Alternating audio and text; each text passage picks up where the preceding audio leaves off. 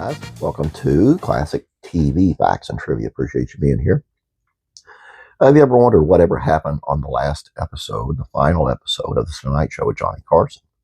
You're about to find out. Here's some facts about the final episode of The Tonight Show with Johnny Carson. We'll begin with Carson wrote his final monologue himself. While Carson partnered with his writers for his comic show openers, he wrote most of the farewell monologue himself. He offered real gratitude to his variety of guests, from presidents to Hollywood stars to newcomers who had become Hollywood stars. He said he truly considered airing a rerun because of how much he hated goodbyes. He joked that, knowing there was a little chance that he would top his 30-year run, the best he could come up with for the follow-up act was to join the cast of Murphy Brown and become a surrogate father to that kid. And then he explained how the next hour would shake out from its format to its audience. No guests were scheduled. Unlike the star-studded shows leading up to the finale, Carson's final episode had no guests, just Johnny, Ed, McMahon, Carson's longtime band leader Doc Severinsen, offering a warm retrospective of the top Tonight Show moments. Though NBC wanted a star-packed farewell, Carson knew his greatest strength was his unfailing respect for his audience. He wanted his final show to feel like an intimate conversation with the folks at home whose devotion had made him an unassuming pop culture icon. This show tonight is going to be a little bit quieter. It's not going to be a performance show. Carson, seated center stage on a stool, told the world at the top of the telecast. Now, we don't know this show to be a mawkish. It's a farewell show, and there's a certain sadness among the staff here. Then he sipped off delightfully cheeky but even-handed zinger. But look on the bright side. You won't have to read or see one more story about my leaving this show. By God, the Soviet Union's end did not get this kind of publicity. The final show audience was different too. Instead of Carson's usual studio audience, an invitation-only studio audience of family, friends, and crew watched Carson, McMahon, and Severinsen offer their gratitude, reminisce, and bid the show and each other goodbye. McMahon revealed that 7 other people were considered for the role of Carson's sidekick, and I got it. I thank you. My family thanks you forever. Severinsen had other ideas. I wondered if maybe once a week you could come to my house and walk out through the draperies in my living room, he quipped to his boss.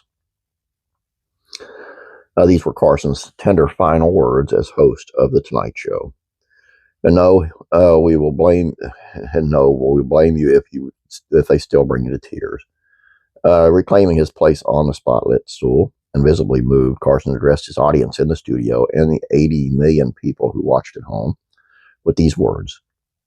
And so it has come to this. I'm one of the lucky people in the world. I found something I always wanted to do, and I have enjoyed every single minute of it. I want to thank the people who shared this stage with me for 30 years, Mr. Ed McMahon, Mr. Doc Severinsen, and you people watching. I can only tell you that it has been an honor and a privilege to come into your homes all these years and entertain you. And I hope when I find something that I want to do and I think you would like and come back, that you all be as gracious and invited me into your home as you have been. I bid you a very heartfelt good night. Gulp. NBC wasted little time in moving on. In a move that raised eyebrows as much as the battle over Carson's successor, The Tonight Show set that had been Carson's home for decades was taken down that very next morning. Not only that, but Leno made his Tonight Show debut just 3 days later on May the 25th of 92.